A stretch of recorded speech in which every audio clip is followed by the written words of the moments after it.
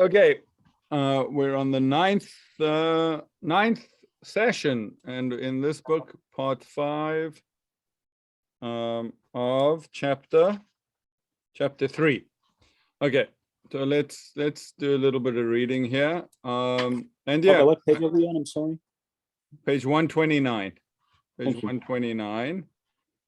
And basically, this chapter is about the fact that God, and the next chapter, by the way, is going to get into man. So it looks like he first wanted to deal with God, and then he's going to deal with man, and then probably the two together. So he wants to finish up with our understanding about what God wanted from the world and how God interacts with the world, with really a very elemental point. It could have come at the beginning, but he decided to put it at the end. Not sure why. Let's see. We must also understand that this whole system governing what happens in the world is totally dependent on God's will. No part of it can have any existence or permanence except through his will, which rules with infinite omnipotence. God spoke and everything came into being. He commands and everything continues to exist. That's a very beautiful pasuk in Tehillim. Ki hu amar ve'yehi, hu tziva ve'ya'amod. Right? So it's saying God spoke and it came to be. He commands and it stands. It endures. It exists. And the understanding of that is this is the only way things come into being and exist. Therefore, the force of God's will can be recognized in every element of the system, right? There is a moment of clarity or a moment of awe that you can get in any part of this world, creation, just looking at it and becoming aware of the fact that it's God's will that this exists, right? You can pick that up. You can relate to that. It's a high level, I think, of consciousness.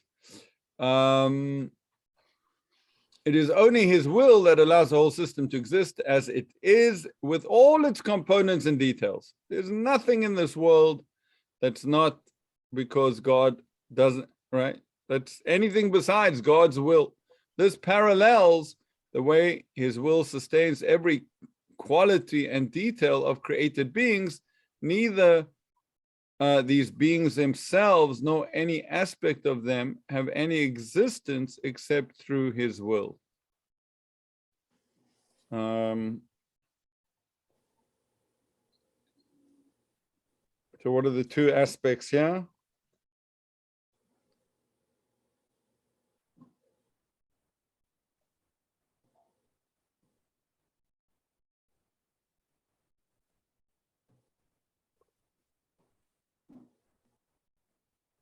I don't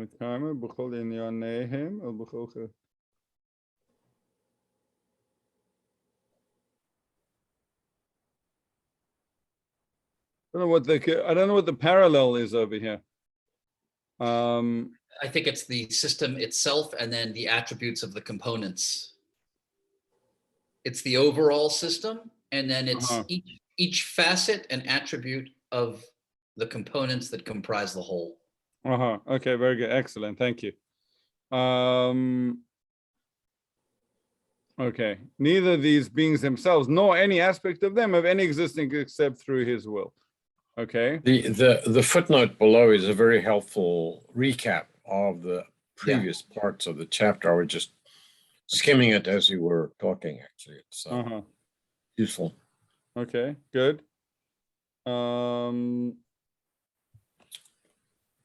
Is it useful? And would you suggest us reading it, Uri? Yeah, I think so. Yeah. I agree. I think so. He's coming off this God's omnipotence. Okay, in part 3 of this chapter, so this is part 5. We discussed the two attributes with which God runs the world, the attribute of reward and punishment, which stems from the concealment of God's perfection, and the attribute of sovereignty, which is manifestation of his perfection. In part 4, we explained that even the attribute of sovereignty is only a manifestation of the perfection that corresponds to our limited level of existence and is not a reflection of his true infinite perfection. In this section, we're going to learn how the creation does actually have some sort of connection to God's infinite perfection and existence. All elements of creation, whether the forces God uses to run the world or the created things themselves, only exist because God's infinite will wants them to exist. This divine will is what connects the created world. You don't have it here, but I'll just keep on reading here in the book. It's on page 128. We all have it. To the infinite essence of its creator. Because, yeah, that really is God's will. On the other hand, God's infinite essence is ultimately totally beyond anything related to the creation. Our sages expressed this reality when they said, God is the place of the world, but the world is not his place, as will be explained in the following paragraph. Okay, excellent. Okay, says our student, this is all very clear, I have no doubt concerning. Says the rabbi, I'd like to explain this principle in more detail. You will understand something very profound. You will also understand what our sages meant when they said God is the place of the world, but the world is not his place. It's a midrash, right? Which we've mentioned before. Hu mekomo shel olam ve'en ha'olam mekomo. By the way, I do think a lot of what he does in this book, and I think part of the purpose of this book is to explain a lot of either midrashim or Gemaras or Zohar, which are otherwise difficult to understand. What did the midrash want with that? God is the place of the world, but the world is not. It sounds good. What does he mean? So he says there is nothing other than God that must exist. Right? He is mukhrach. That's the Hebrew. Everything exists only because of his will. As the Rambam says, it's mikra. It happens to exist. It didn't have to exist. Which is the opposite of mukhrach. As a result, the entire creation continuously depends on God's will for its existence. Therefore, we say that everything in existence depends on his word. As we discussed previously, that we don't quite understand how God does it, but God needs to make the world. So he spoke. We say, well, we don't create things when we speak. Or to tell you that God does it in his way. So everything depends on his word. Our sages use such terminology when they describe the upper waters of creation as suspended by his word. And that's what it says. In the same vein, they said, upon what is the world supported? Right, what are the upper waters? There's some element of creation. We've just, the whole Webb telescope has been designed to try find the upper the higher waters. The upper waters, we're going to find them soon. And they are suspended by his word, meaning they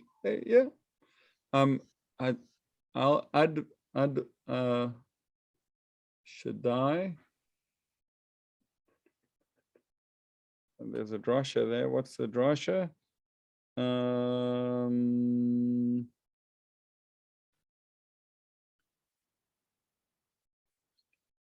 Okay. Okay, Inyan, in the same vein, they said, upon what is the world supported? Upon the pillars on the water on the mountains on the wind on the storm, and the storm is suspended on God's arm. Right? Similarly, they said a man has to be under the load he supports, but God is above what he supports, as it says in the verse, and under his arms is the world. Mitachat zruot olam. They use the allegory of God supporting every element of existence while at the same time standing above it. The general principles the sages are referring to exactly what I've been describing. Since God in no way had to bring into being anything he created, the world's existence is supported only by the fact that God's indivisible will wants it to exist. So there is a foundational will that God had to create.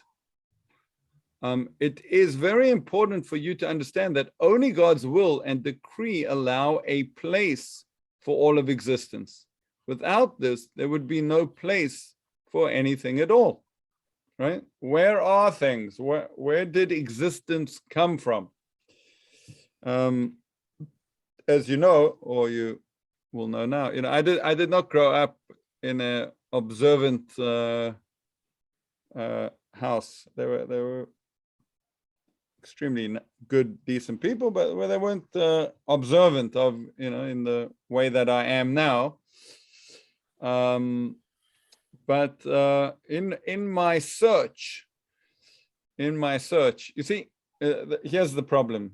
I went to the University of Manchester in England, and it was a very liberal university, and they were definitely under the mistaken notion that you didn't have to labor your students with too many classes.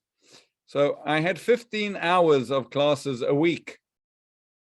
So I became very friendly with the bartender at the at the bar, and we had a lot of time to think. It was really an amazing time of life. I'm so happy I went through 3 years of having nothing to do.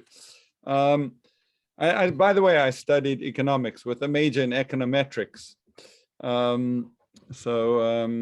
you go. If you ever need some forecasting, here it is.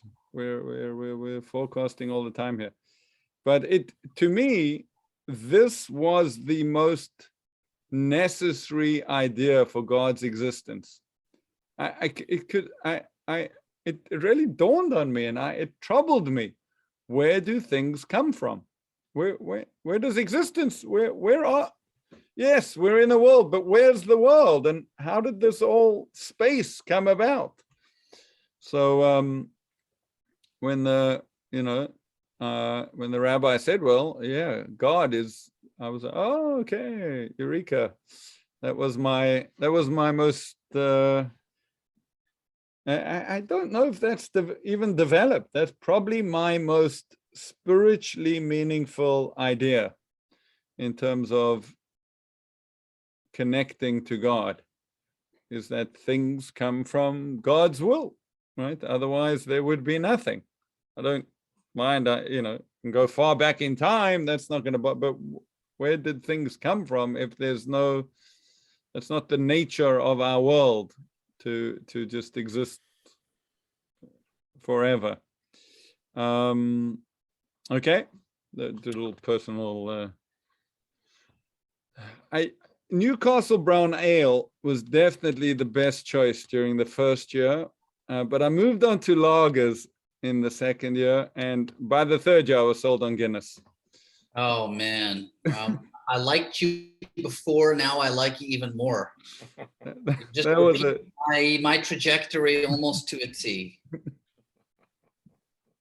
mean, Don can vouch. Newcastle was a big thing for us, I think, in the same time period. I mean, everything in England though was like that terrible, like warm, like flat beers. That was what I was served. They called it real ale. Oh yes. It was awful. I don't know why. That's what they drank everywhere. It was like soap water. Yeah, I love Terrible. it. No carbonation, Don. For me, that's great. Oh, that's true. That's true for you. I love Guinness too. It's my go-to. It's like a gift. I digress there though. Okay. Therefore, although God had obviously always existed, the created world only came into being at a certain point in time. This opposes the heretical view of the world, the view that God has always existed, so too the world must have always existed. That's Plato, right? Or Aristotle, both. I think that's what Spinoza got in trouble for. Yes. I think that was his heresy, was that God is the same substance as the world, and therefore, right. I think. Pantheism and But you're right. Aristotle was the one who posited the eternal nature of the universe, which was not overturned until really, confirmation of the Big Bang, right? Right. Well, Kant had some arguments against it too, because if you have an infinite span of time, then there's an infinite amount of time before now. And how could you have an infinite amount of moments that passed before this moment? Mm. There are topological answers that, can get you around that, but that's a different course. That course, too, in addition. Right. So in a way, the Webb telescope is that could be, the fact that there is a Big Bang is a big statement. That does disprove a major way of thinking, which existed for a long time by many people. By leading scientists, astronomers, and cosmological people before 1950, they did a survey of the leading astronomers and people who worked in physics about whether or not Einstein's idea and whether or not the Big Bang theory is descriptive of reality, or whether the universe is essentially existed and is eternal. And that was a minority position until Penzias and Wilson discovered the cosmic microwave background. This is a point that Gerald Schroeder makes in The Science of God. He's an Orthodox Jew. He's also an MIT emeritus physics professor. He wrote a great book in the late 90s. I read it sometime in the mid 2000s, and he makes the point. He goes through the survey data that after the cosmic radio background was discovered, it gave empirical evidence that there was a Big Bang, therefore that there actually was a beginning to time, that it was 13.7 billion years ago. And then all of a sudden now, the majority position, it's like everybody makes it as though that was the accepted wisdom. And it's not the case that it was the accepted wisdom. That became the accepted wisdom when the empirical evidence supported it. But as a matter of fact, that was the majority of people did not believe that the universe had a beginning, and they scoffed at that idea as being, well, that's you're talking about Genesis now. And now all of a sudden it becomes like, well, nobody ever thought that the universe was eternal, unchanging. We've always thought that the Big Bang, the smart people have always thought that. It's just not the case. Yeah, this is Interesting. Genesis and the Big Bang. It's $17. I think, according to Gil, you get 2 for every set. This one, the one I recommended was The Science of God, because he doesn't just talk about Genesis and the Big Bang. It came out in 1998. It's his second book after that. Yeah, they're both, all of his stuff is great. He's really, Oh, The Science of God. Okay. Is that, so do you think that, okay, fine. Read that. Gil gets $3 for The Science of God. Okay. I Googled for it, and I got God, the Failed Hypothesis. It has almost the same cover. God. God According to God by Schrader. Yeah, that's and this is more recent, I think. This is 2007, 2009, actually.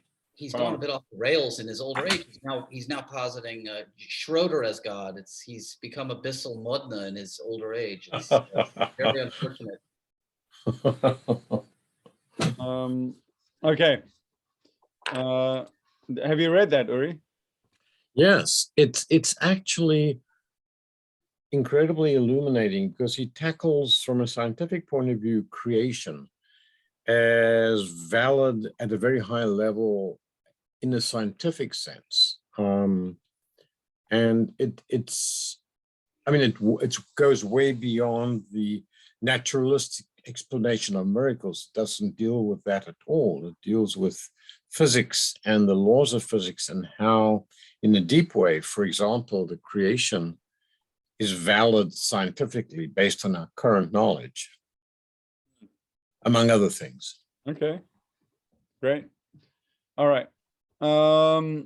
the truth is that until God desired and decreed that the world should exist, there was no place for anything except God to exist. Okay, I don't know why I include that's not in the Hebrew. There was no place. There was no, right. You want to paint a painting. You need a canvas. In fact, on the level of God's infinite being, created things have no place whatsoever. They are not rooted in his inner nature as the actions and character traits of a person are rooted in the person's personality. Rather, it is obvious that only God must necessarily exist and nothing else, meaning it's not even, okay, what are you going to say? Yeah, we didn't have to exist, but God had to create us. And in that sense, there's some, there's a level where we have to be. So he's saying, no, that's not there either. We're not even there. Rather, it is obvious that only God must necessarily exist and nothing else. Only when God decided to create the world and decided that it should come into existence was there a place for everything to exist, not before that. Thus, when he decreed all this, he created a space for all the subsequent constructs.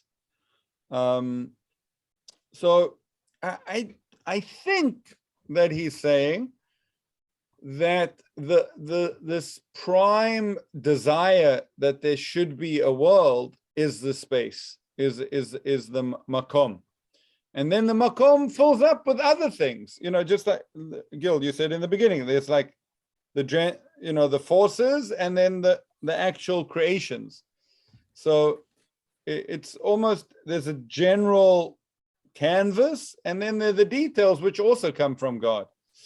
But it's that canvas which is what the rabbis are saying in the Midrash. That's the makom.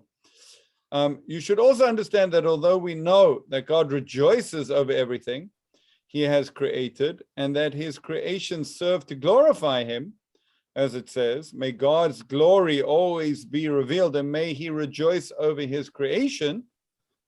So this is very interesting because, I don't know, according to what we're speaking, does anyone have any problem with that? Well, he says this should not make us think that before the world existed, he lacked, right, in this joy and glory. God forbid. Right? What do we mean that God was happy or that the world gives him honor? Does that mean he was lacking this happiness and lacking this honor before creation? We've already explained that within God's simple essence, there's no place for any created thing, since created things have no association with him. When he desired that the world should exist, this desire created a situation in which the world could serve, as it were, as a source of joy and glory to him. So that's part of this world. It's part of the created world. In what sense, I think he says it, in what sense is there joy? There's a joy when one's will is fulfilled. That's how we relate to joy. There's glory when also through the thing. It is clear that this desire is what gives existence to all created things. And in this sense, we can say that his desire is incomplete unless these creations actually exist. The desire is incomplete. This can be compared to a space that has been designated for the construction of buildings, which is considered empty until it is filled by the buildings. So that's the simcha, right? That's the joy that God gets in the creation. Now, not only are all created entities dependent for their existence on God's desire that they should exist, but the entire system that governs the world with all its various rules also exists only as a consequence of God's desire that created entity should exist. So we speak about God's chesed and his gevura. Well, that's also within the created framework. When we speak of the system that governs the world, we mean all the different emanations we have mentioned, which we as we know, operate on our limited level and not on God's level. Therefore, it is clear that God brought into being all these emanations only because of this desire that there should be created entities. They do not have to exist. So, there's something in Hebrew, the hishtal shalot, right? Hishtal shalot, lot. The chain, there's right? In Kabbalah, right? It's not just there's God in this world, but there's a whole, right? There's a whole chain of events. So even though this physical world is the bottom world, even the worlds above us are all created worlds.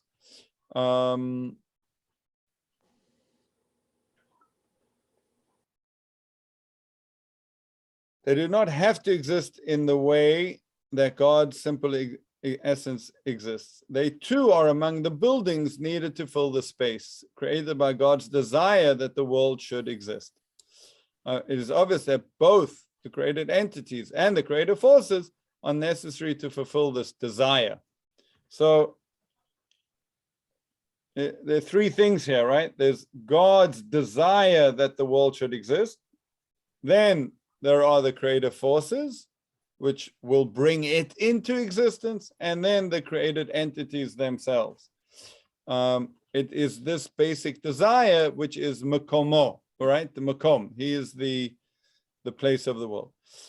We've now explained the subject sufficiently for our needs.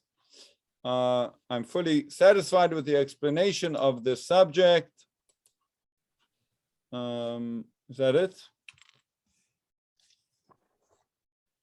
No, one more, right? What page are we on? We are now moving to 136. 50. Oh, Taka is the end. Good. Okay. So, Ori, do you want to try summarize? Sure. I think that the summary is that there is a one-way directionality between God and existence, in a sense that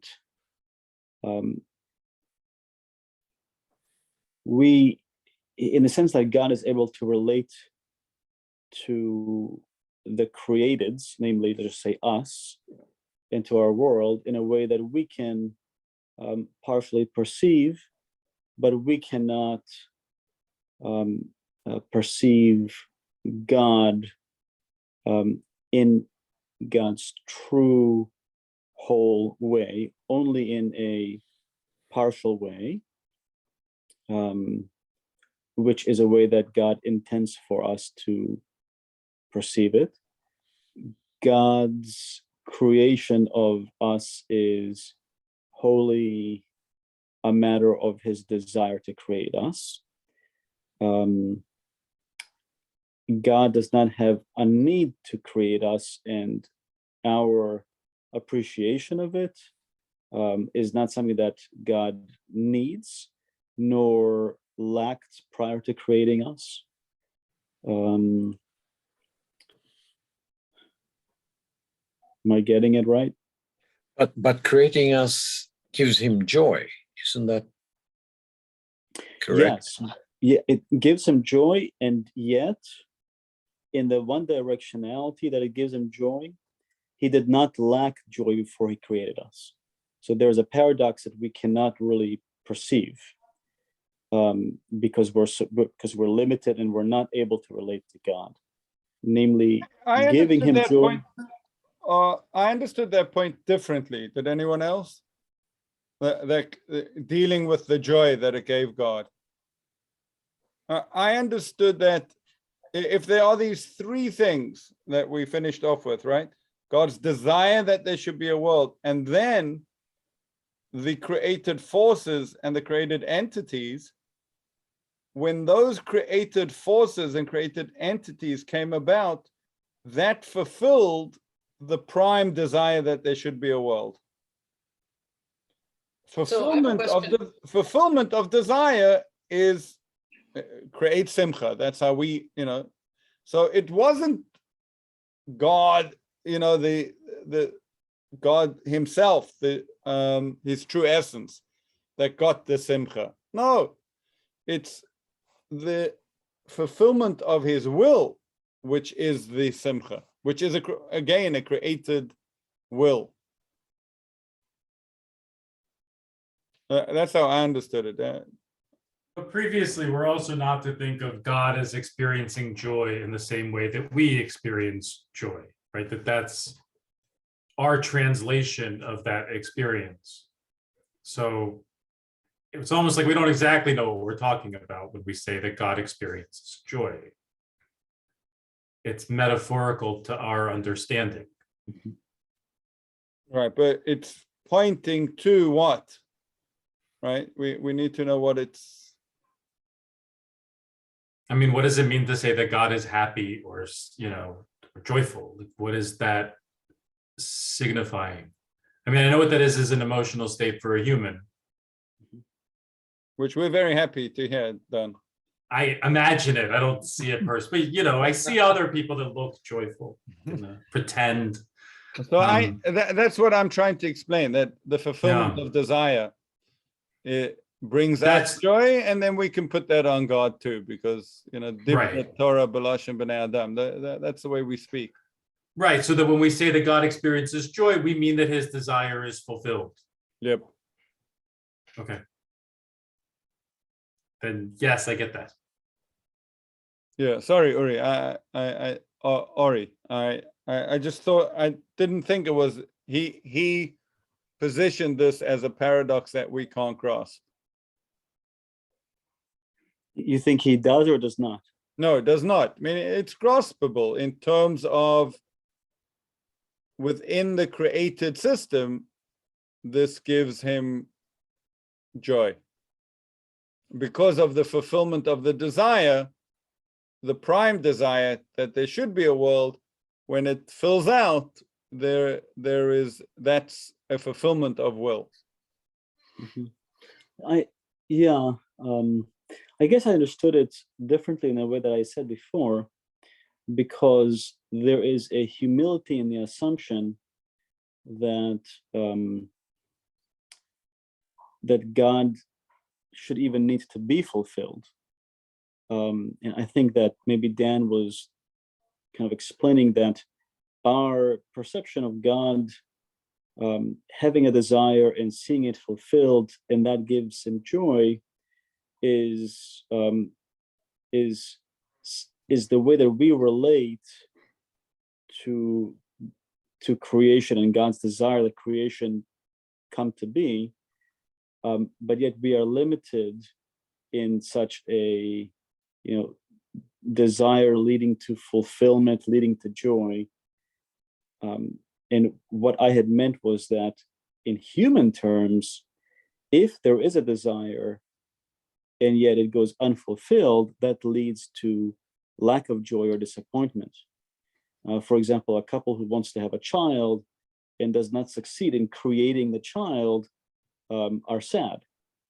Given God's unity and perfection, it can't be that God would ever be frustrated, because God is able to bring about whatever it is that God wants. And so our perception of his joy is a mistake limited by our own ability to have desire and have it not met. Maybe I'm being interpretive, which I don't want to be. So what do you, according to that, what do you do with the verse just before the flood that says, and God was pained, right? And he yeah, I think so. The Ramchal in another book says that a parent disciplining his child should make the face of anger, but should not be angry. for the sake that the child would see that and understand the seriousness and the authority of the parent. But the parent should not actually be angry. It should be an act, so to speak. Analogously, I think that is the relationship that God has toward his creation. It can't, to me, make sense that God should ever be angry, because anger would imply that he had wanted something and was frustrated by the result in which it wasn't achieved. Yeah, or that he's even subject to his own emotional kind of impulses, which means that he's not truly in control, right? I mean, if you get angry at something, it means you've lost some sort of fundamental control over how you react and respond to a situation. So I think all of those, I kind of agree with what Ori is saying, and that to the extent that when we talk about the emotional state of God, we're anthropomorphizing, we're limiting him in a certain way, and it's only to the benefit for us to be able to understand and relate to why, his interactions with us. I think you said it better than me. But I'm kind of just restating what you said, yeah. But isn't that problematic? Because the Torah is riddled with references, Vayichar af Adonai ba'am or b'Moshe or whoever. Yeah, I mean, literally, God is angry. He's angry, kindled with by lots of things. So what you're saying, Ori, is that not really. It's part of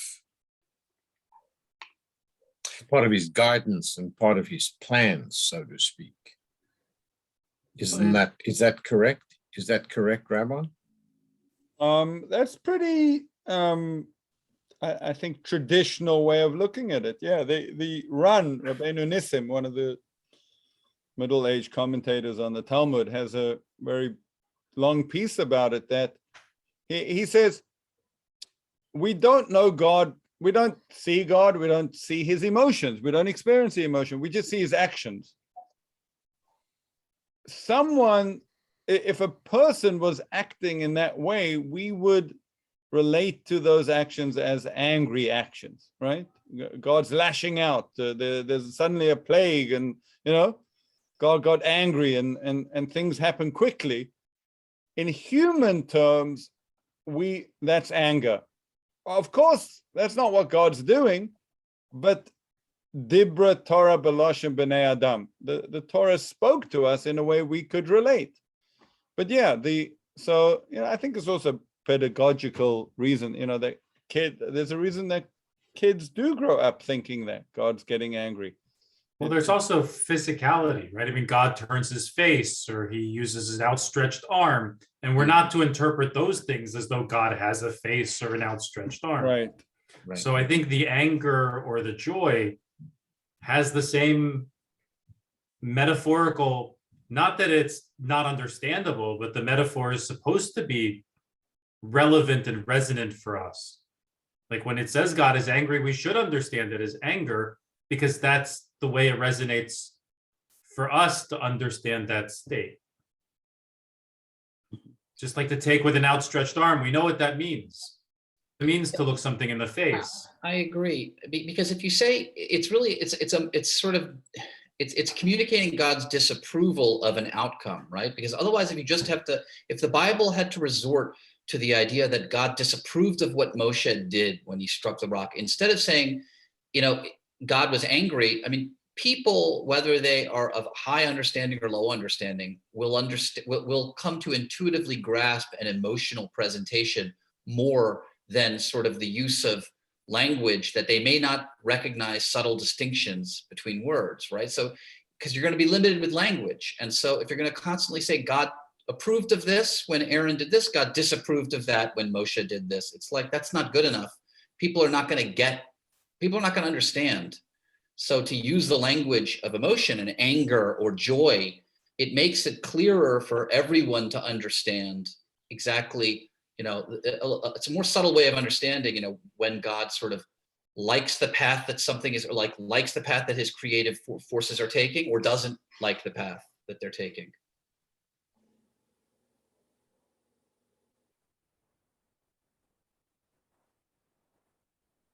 Are we getting it right, Rabbi? Definitely. Shut the class down. It's a subtle point. You know,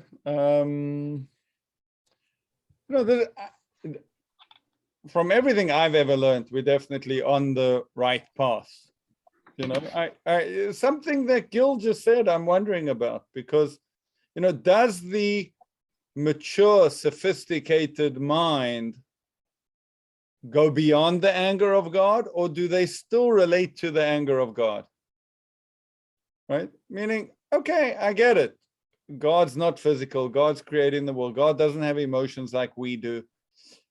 It's immature in a way to think of God in those sense. But if I think, oh, you know, God's will was not followed, and in such a way that he didn't even allow teshuvah, he acted immediately. That must say something about his will. Wow, that's really important for God, right? That's something that people cross the red line. Whereas when someone goes against God's will and God doesn't get angry, you know, there's a period of that people are able to do teshuvah. There's a period of grace. Oh, you know, then I can start thinking, well, why one and why not the other? What does that mean about this, what God really wants? I think there could be more, a deeper understanding. You know, I've gone beyond the parable.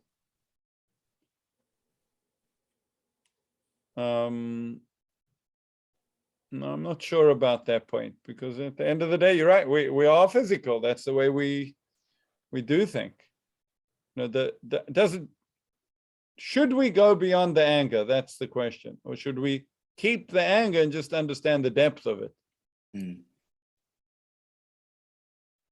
Or let's talk about the simcha, you know. But going back to the Ramchal over here, I think his point is very much, be careful with all of this. It's all created, right? It's all created. It comes from that original desire that there should be a creation. That in itself seems to be a creation, right? The desire to create, God created, right? So don't, and of course the message is you can't judge God by this world, right? It's all a created world. In the parable we used last week, it's the 8th grade, you know, class that the Einstein is giving, right? No, this is not the place to judge Einstein, but it's very interesting what he's doing with 8th graders. You know, let's look into that. Okay. Great. Okay, Uri, you definitely gave us an insight into how useful it can be to ask one of you to give the summary. And I think that led to a very interesting conversation. We have a few more minutes. Let's get to the beginning of the next section. You can reread it, you know, yourselves, because it turns a page. It turns a page on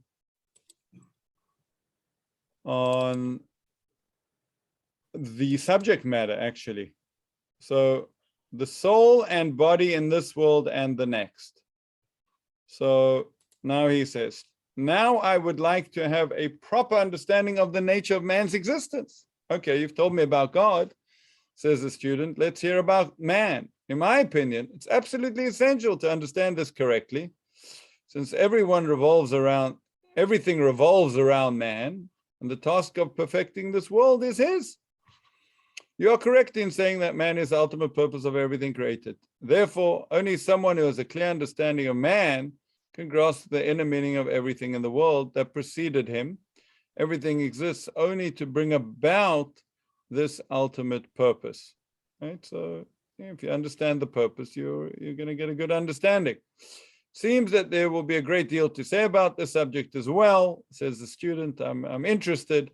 Says the rabbi, we will need to discuss 3 things: man, man's composition, both the physical and spiritual, his actions, what man does, and the fruits of his actions, the consequences. If so, the discussion will be very extensive. We will limit ourselves to the main concepts. The wise person will be able to take what we say and discover the rest. Naniach lechacham v'yechkam od. Right? Yeah, but what about us? Please tell me what you have to say, says the student. Says a rabbi, at this point, we need to clarify the principle of resurrection of the dead, which of course we believe with absolute faith. So we'll have to, whoever gets, is ever willing to summarize this chapter is what? You start with man, and the first thing you're going to discuss is resurrection of the dead. That is one principle that already I asked you to explain. I really want to understand these principles properly, and now he goes into it. And he makes one interesting point on this page, and we'll stop here. The general idea of the resurrection, stated briefly, is simple. God created man as a combination of body and soul in order that they should work together to carry out and uphold the holy task of keeping the Torah and the mitzvot that were given to them. It is therefore fitting that they should together receive their eternal reward for the good they did in this world, both body and soul. It is inconceivable that the body should toil to serve God without receiving any reward for it. As the Talmud says, God does not deprive any creature of its just reward.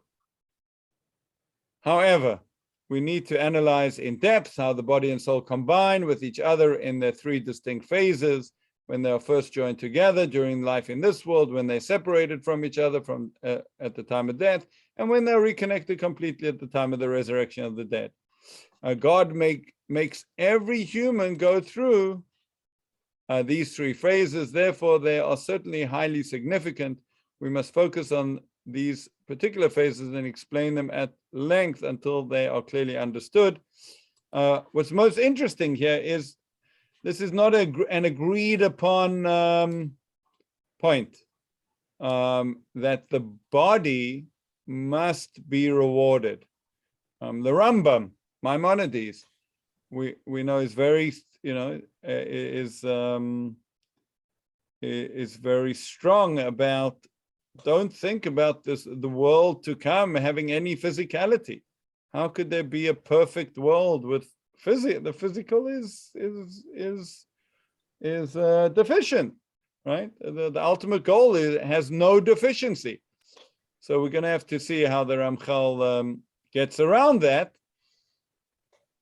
Although the Rambam needs to answer the Ramchal's question, right? It's a compelling question.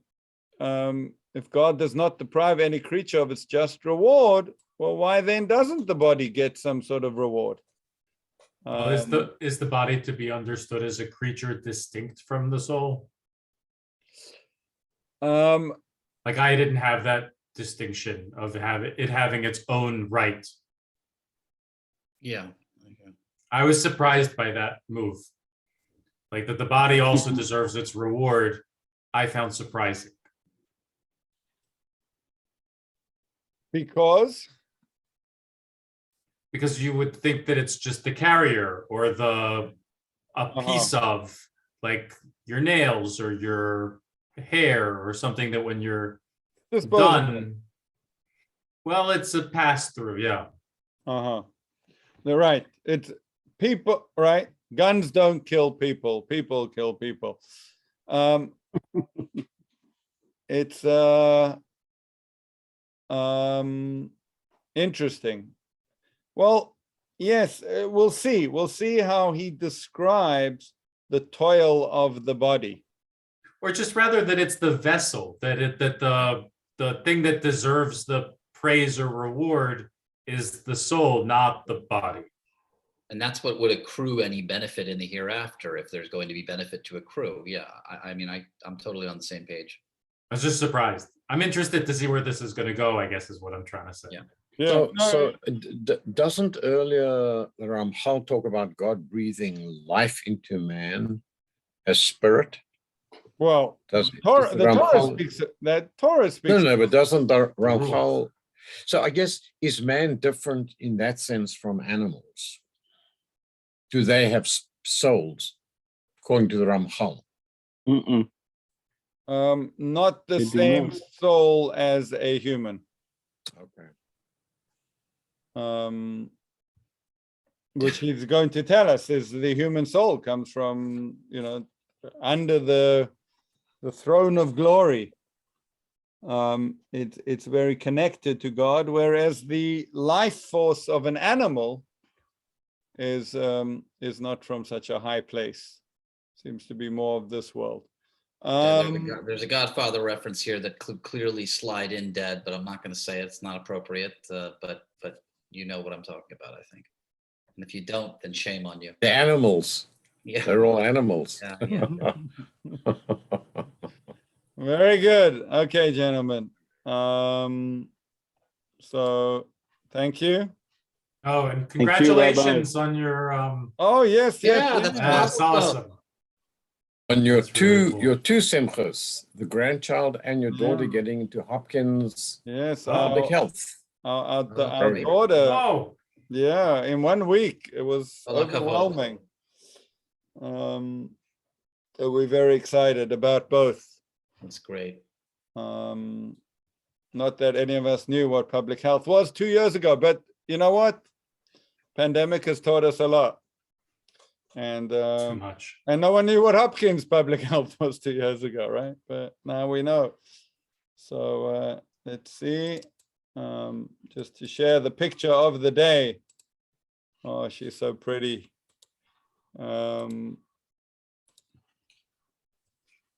There is our gorgeous little girl, Oh, Leia.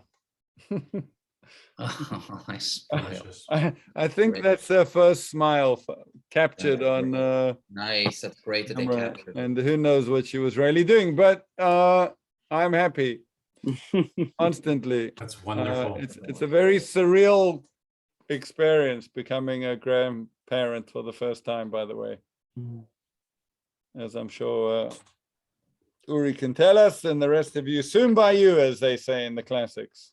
Yeah, Im Yirtzeh Hashem. I'm encouraging my daughter to get pregnant in high school, and we'll take care of the That's kids. good. Way to go. Way to We'll go. see what happens. Way Yeah. to go, John. Yeah. There's a didn't know- chance she seems a little loose. I didn't know you were Hasidish.